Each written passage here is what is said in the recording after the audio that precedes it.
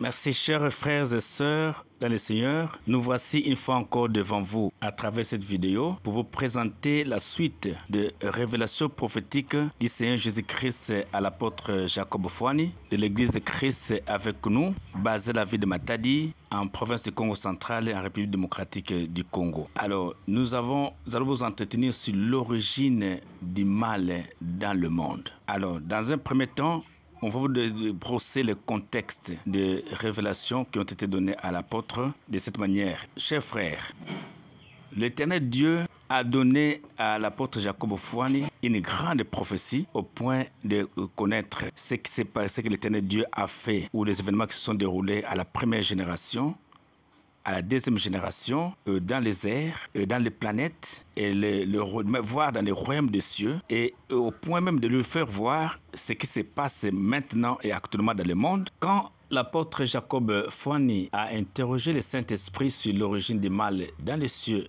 et dans le monde, l'Éternel Dieu lui donna la réponse contenue dans un livre intitulé « La subdivision en Dieu et l'origine du mal ». Mais dans cette vidéo que nous vous présentons aujourd'hui, nous vous donnons juste un résumé comme suite, car tout ce que nous vivons dans le monde vient du royaume des cieux. Un petit point, l'organisation du royaume de Dieu.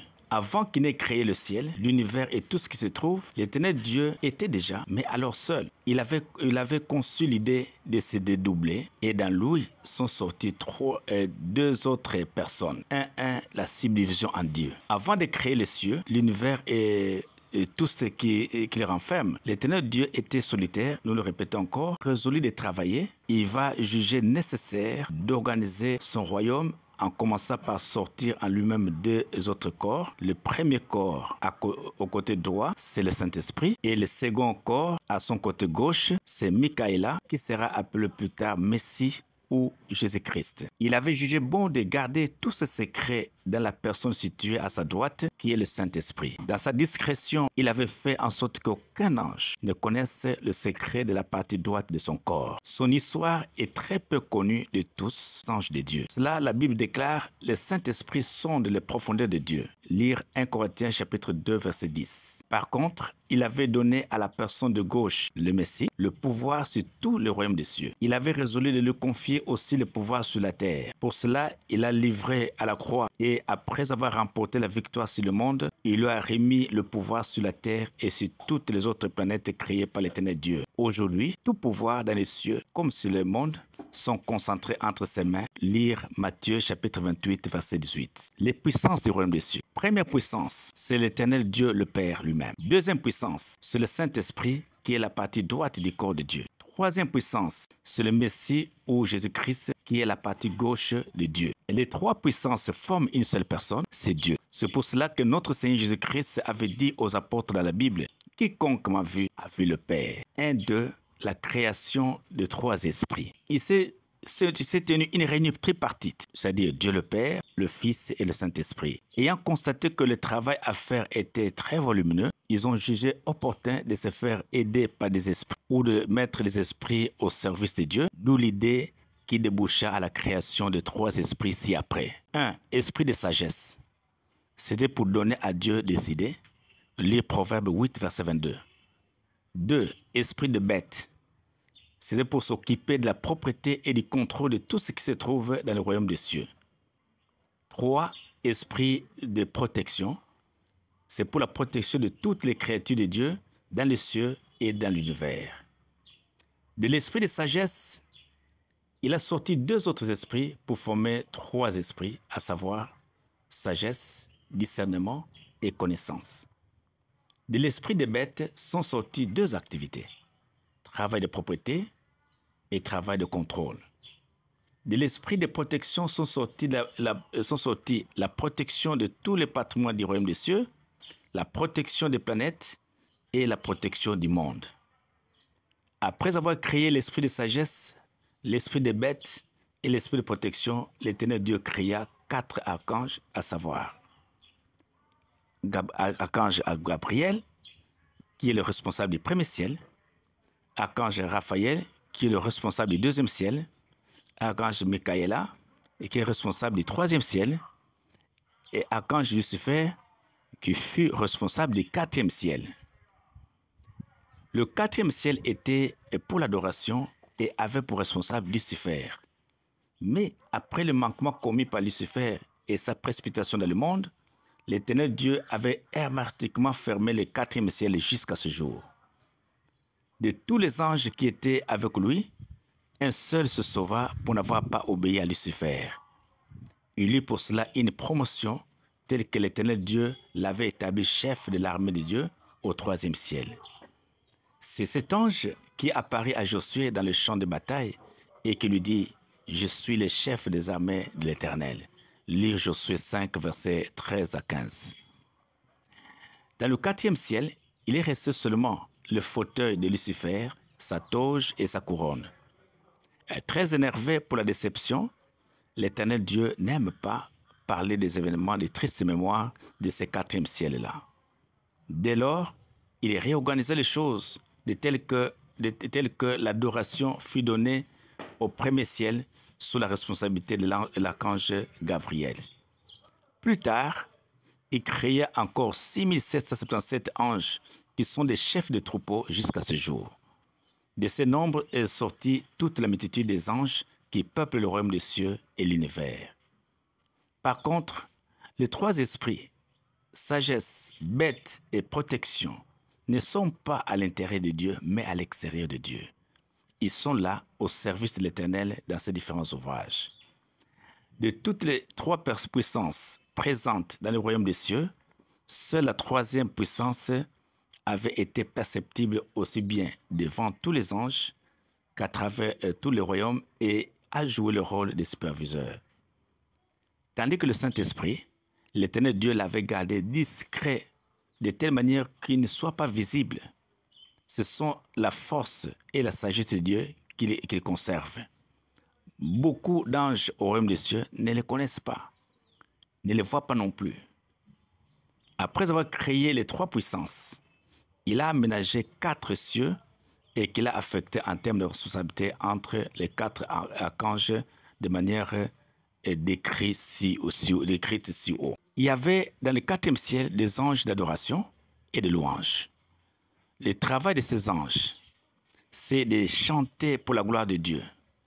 Ils ne chantaient pas pour le plaisir de chanter, mais c'était en fonction des signes. Le signal rouge exprime la colère de Dieu. Dans ces cas, les anges entonnent des chants de miséricorde. Et c'est jusqu'au changement de signal ou à la disparition du signal rouge. À ce moment-là, ils changent aussi d'autres chansons. Ils étaient attentifs aux signaux qui se manifestaient au 3e ciel, siège de l'Éternel Dieu.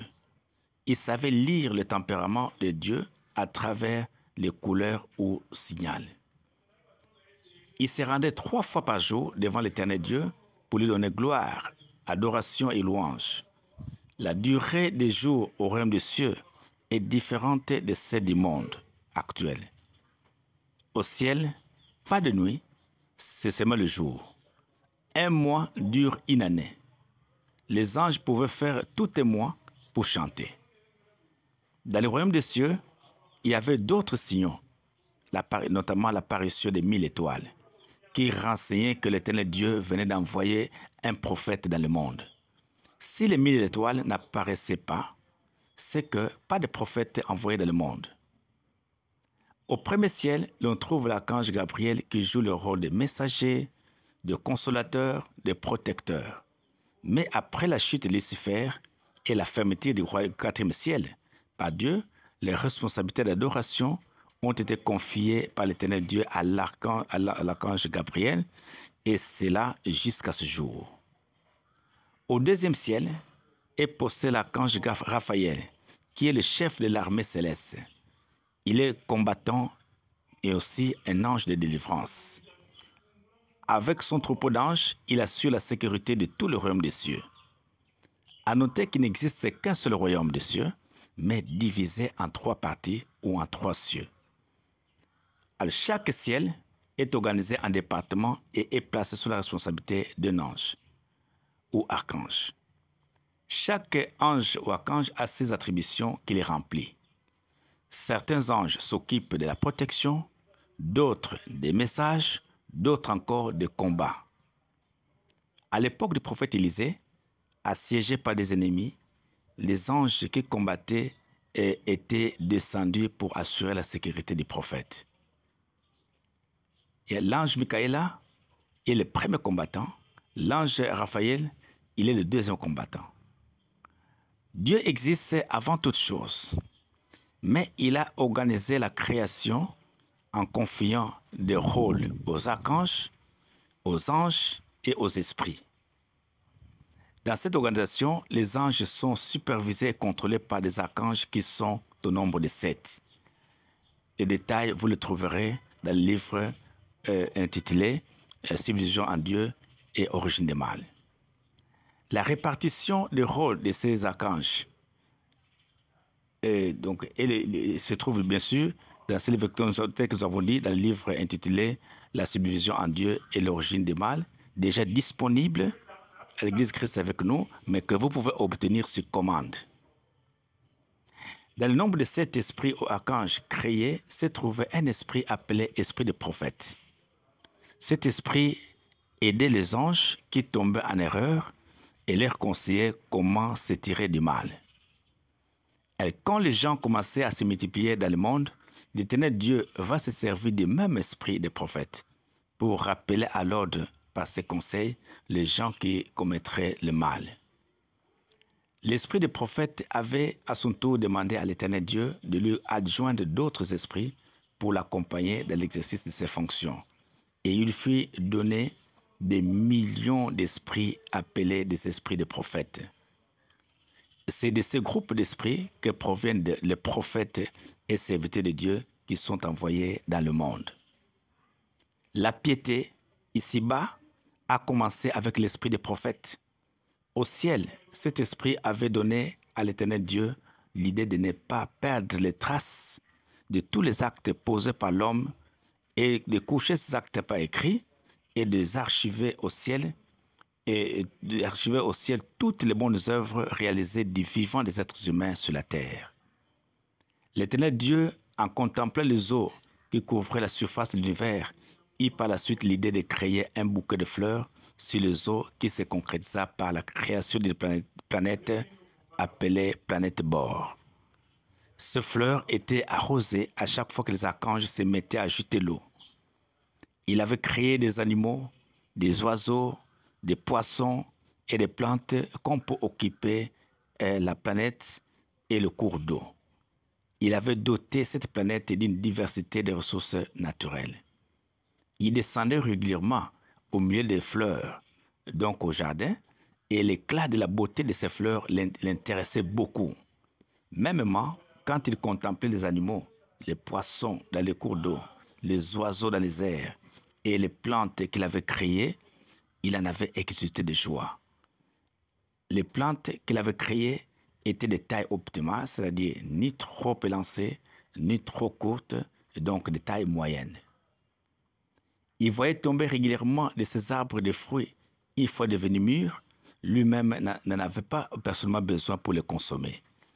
D'où l'idée de créer l'homme pour l'établir responsable de toutes les œuvres de sa création.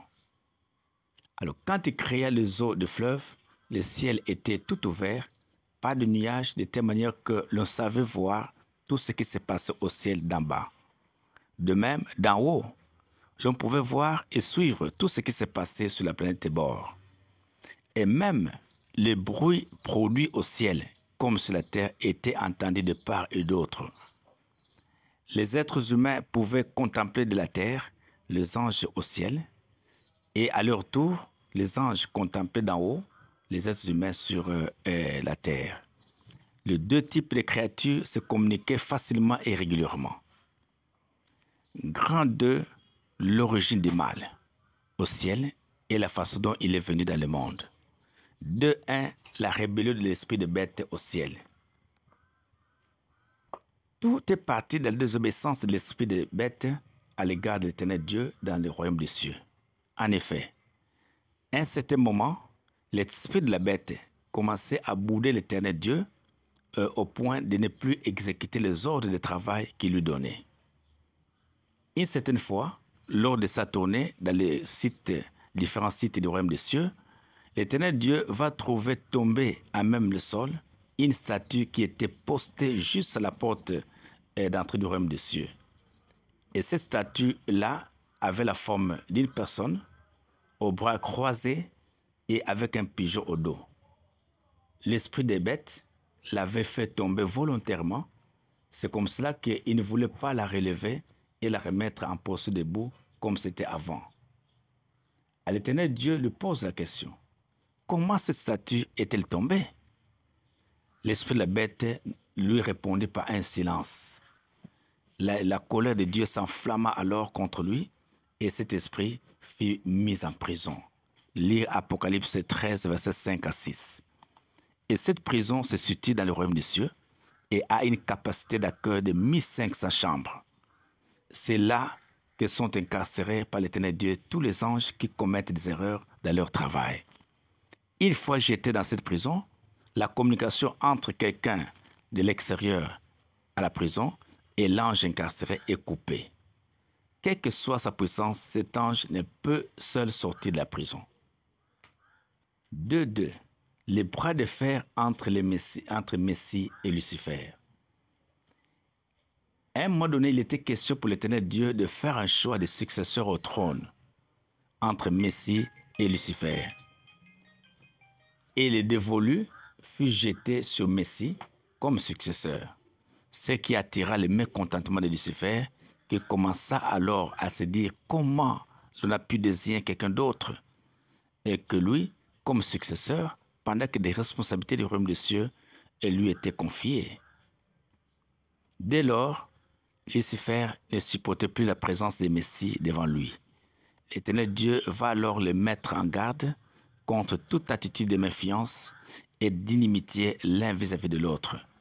Il va menacer que celui qui prônerait la division ou l'inimitié quitte le royaume des cieux.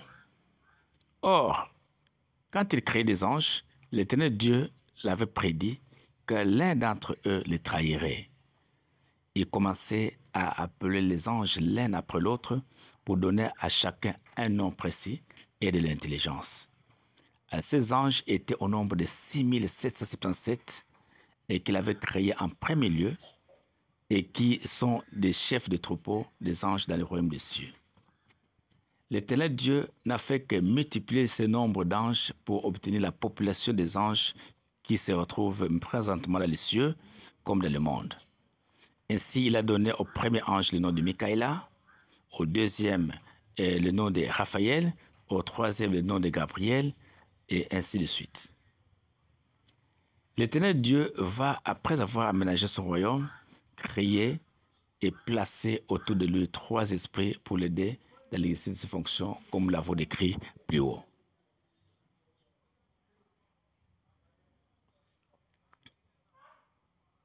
L'esprit de sagesse comme premier esprit, pour inspirer Dieu sur tout ce qu'il avait à faire. L'esprit de bête comme deuxième esprit, qui avait comme rôle de superviser tous les ouvrages du royaume des cieux, comme les statues, les animaux, les petits et gros bétail et la salubrité publique. Il avait sous son commandement un certain nombre d'anges comme collaborateurs. L'esprit de protection, comme troisième esprit, avait comme attribution d'assurer la protection du royaume des cieux tout entier. Sagesse, bête et protection, ces 3 esprits forment la deuxième superpuissance préparée pour venir en aide à l'Éternel Dieu dans tout ce qu'il voulait faire, ou mieux pour être au service de l'Éternel Dieu.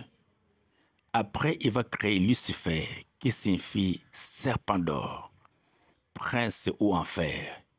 Il lui confia la responsabilité des 4e ciel. Il convient de rappeler que le successeur au trône de Dieu, c'est le Messie. Il avait en tant que tel le pouvoir sur toutes choses. Pour cela, Lucifer était mécontent de lui et surtout de le voir toujours aux côtés de l'Éternel Dieu au moment où Lucifer donnait gloire et adoration à Dieu.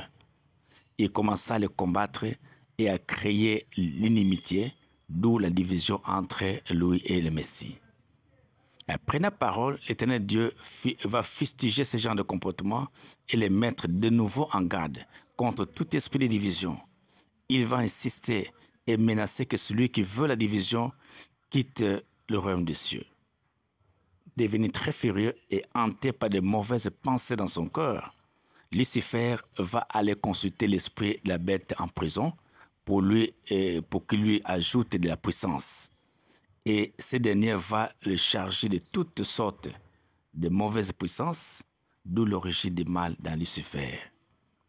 Lucifer n'est donc pas le premier à commettre le mal. Tout a commencé par l'esprit de la bête. En effet, le visage de cet esprit connaîtra une déformation avec deux faces. D'un côté, la face d'un chacal, de l'autre côté, la face d'un être humain. Pourtant, il n'était pas d'un tel visage quand il était créé. Cette déformation du visage était due à la malédiction. C'est Lucifer qui fit précipiter dans le monde. Lire l'Apocalypse 12, versets 7 à 9, barre 12. Tandis que l'esprit de la bête est resté emprisonné au ciel et ne sera libéré qu'à la fin des temps. Lire Apocalypse 20, verset 10. Pourquoi parle-t-on du roi des bêtes?